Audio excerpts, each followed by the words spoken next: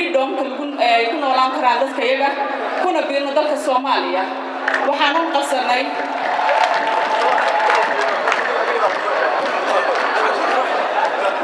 qabsanay shir weyn lagu qabtay magaalada taariikhiga ah ee Taleex oo aad iyo aad runtii u qurux badan history badanna ay ku duugan yihiin waxaa kaloo u dheer quruxda iyo qiimaha ay leedahay dooxooyinka taariikhiga ah waxaana shirka markaan qabanaynay ay gaadhay oo halkaa iyaduna ahay sanad guuradii waqtigii sayid maxamed cabdulla xasan oo 100 sano gaadhay iyaduna maalintaas shirka anagu aan sameeyay shirkaas waxaa ka soo qayb galay dhammaan dadka degan sool iyo sanaagacay waxaan hoos fadhiisanay geed la yiraahdo barda khaatumo oo ku yaala magaalada Taleex waxaa halkaas isugu yimid ismo cuqaal waxgarad haddaan idin sheego G6 oo hadda noqotay G9 G15 waragii kuna halkan ka dheer u soo marayna 33 degmo gobol tuulo oo ku yaala goboladaas ka soo jeedaan beesha Khaatumo State of Somalia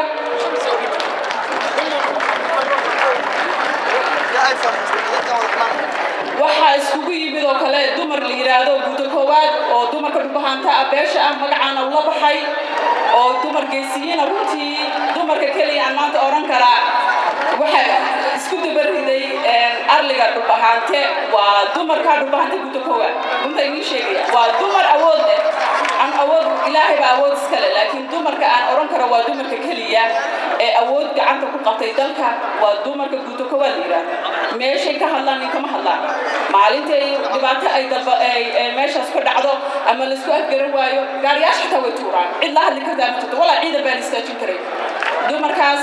waxaa ka soo qayb galay dhalinyarada jaamacadaha iskuulada high schoolka dadka deegaanada dadka dhibaatada ku dhacday waxaan halkaa hoos fadhiisanay geedka liira barta Khaatumo inta yaduna deeqay waxaan hoos fadhiisanay inaan kaga tashano aayahayaga danahayaga waxaan dalkayga ku xoreyn karno ama aan ku mudayn karno aan anaguna hoos tagi karno midnimada Soomaaliyeed aan ka gooni noqon karin laakiin aan hoos fadhiisano magaca Soomaali inaan isku keeno waxaan ogaanay in ay tahay meesha la yiraahdo Arab Khaatumo in ay tahay xuduudda Soomaaliya meeshii hore ee barka hore xornimadu ka bilaamatay haddana ay ka bilaaman doonto insha Allah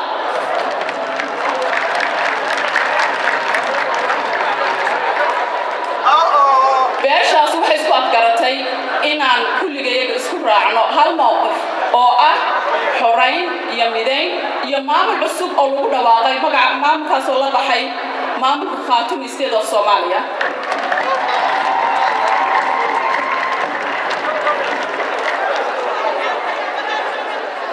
haddaan tusaalahaan usoo qaadano dadka dibadaha jooga nolol baynu ku noolnahay runtii haddaan ka baxo qaybtii Khaatumo aan galo Soomaali dadkeena Soomaali badan baa meesha joogta waxaynu ku noolnahay nolol wanaagsan runtii iskuuleen tagnaa waynu shaqaysanaa cuntadiisa kuma timaada laakiin waynu ognahay meesha cuntada kala soo baxayno laakiin aan markaan dhulkii tagay dhibaatooyin badan baan arkay dadka dhulka ku nool dhibaatooyin badan bay ku nool yihiin waxay ku nool yihiin waxbarasho ma haystaan caafimaad ma haystaan waxay maanta cunaan waxay ka fikirayaan waxay caawin lahaayeen inagu kuma fikirayno waxaynu haysanaa maqaasiinkeena ugu jiraan iyo filimjaad laakiin waxay ka fikirayaan hadday maanta cunto qada helaan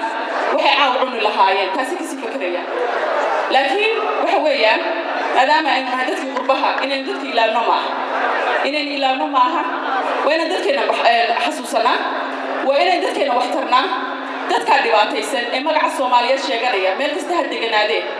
waa inaynu ku noqonaa dadka kaliya maanta ku qaban karana waa dadka dibadda khaas ahaan inagu haddaynu nahay Soomaali waxaan isticmaalnaa qabiil wax la yiraahdo okay qabiil waa la isticmaali karaa waa lagu dhaqmi karaa laakiin dawaan la eega asal weyn loogu dhaqmo waxana loogu talagalay inaan ku dhaqano asal qabiil inaan isku garano inaan isdeegaan ahaan isku garano inaan haddeen xoolo xitaa aynu yeelan xoolaheena isdaaqsan karno oran karo waa qabiil hebel baa geeskeena soo degay inaynu midnimada ka shaqeyno inaynu ka shaqeyno sidii labada beelood ee meesha xitaa soo wada degay ama wada degan ay u wada mataqaanaa ay uga talin lahaayeen nabadooda inaynu haddaynu gabdho iska guursano aan gabdho leenahay oo de gabdhahaas qabiilkaas kala guursado in la siiyo macnaha qabiilka la sheegayo wanaagiisa waa sidaa laakiin isa gaar weyba oon maysu ku dhaqana qabiil waa ree hebel waa ree qabiil buu ka yimid waan yasaynaa waxaa laga yaabaa inuusan tiro yar yahay laakiin waxaa laga yaabaa ama uusan awood badan uusan hayn uu iskaga celiyo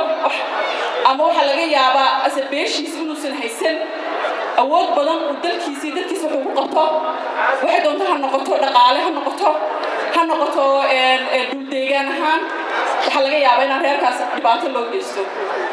dhibaatadaasuna waa ta Soomaaliya 22 sano ugu dambeysay burburka weyn ugu sameysay waa ta maanta in kala tuurtay meel kasta ay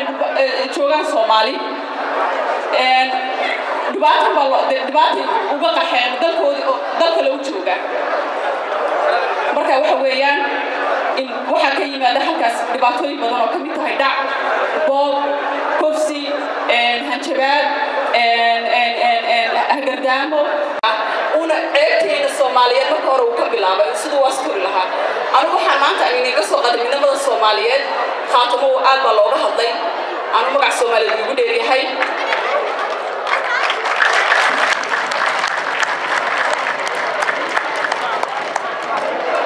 waxaan kaloo rabaa inaan sheego magaca reerkayga aan maanta sharafta u soo jeedayna aad iyo aad baan ugu faraxsanahay haddana maanta dadkayga iyo reerkayga waxna u qaban Soomaaliya wuxuu ma qabanayo waxaan u qabanayaa Soomaali ma jirto laakiin de marka ugu horeysa ninka wuxuu qaban inuu reerkiisa ka bilaaba maanta tan reerkayga ka bilaaba wuxuu ogaa inaan Soomaali kula tagi doono haddii la hayraado aan Soomaalina haddii la hayraado de Soomaali waan hay laakiin wax qabadka Soomaaliyana aan wax ka qaadan karo sheekadaynu ma badinayo dhalinyar badan baa meesha joogta raba caawinay baashaalaan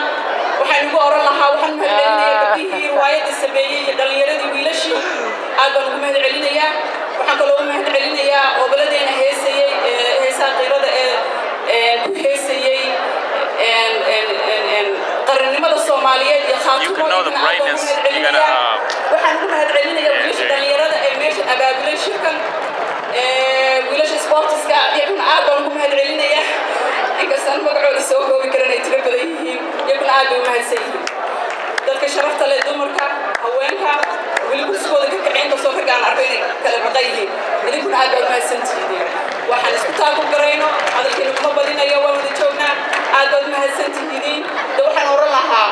aad baad u mahadsan tihiin de khaatimeysteeda Soomaaliya way dhalatay xafladeena aan wadano Soomaaliya ilaahay waxaan ka baryay inuu ilaahay taa ku dhameystiro dhibaatada dabal ilaahay nagu keeno Soomaaliya xorna guul insha Allah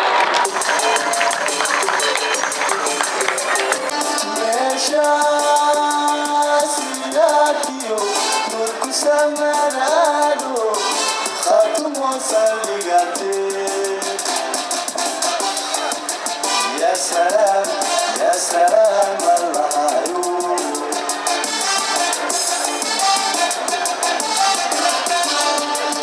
يا شاسياتيو نورك سمرانو خاتمو سليغاتي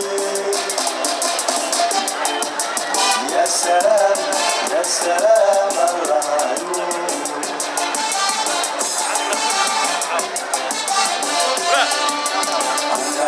سلام وبحباس النهروب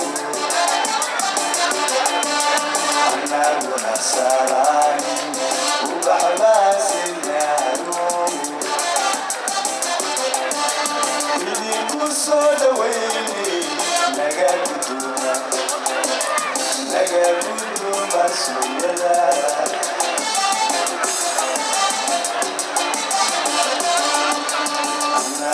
سلام وبحباس النهروب أنا من السلام وبحباس النهروب إذي كسود ويلي نقل بدون مسؤولية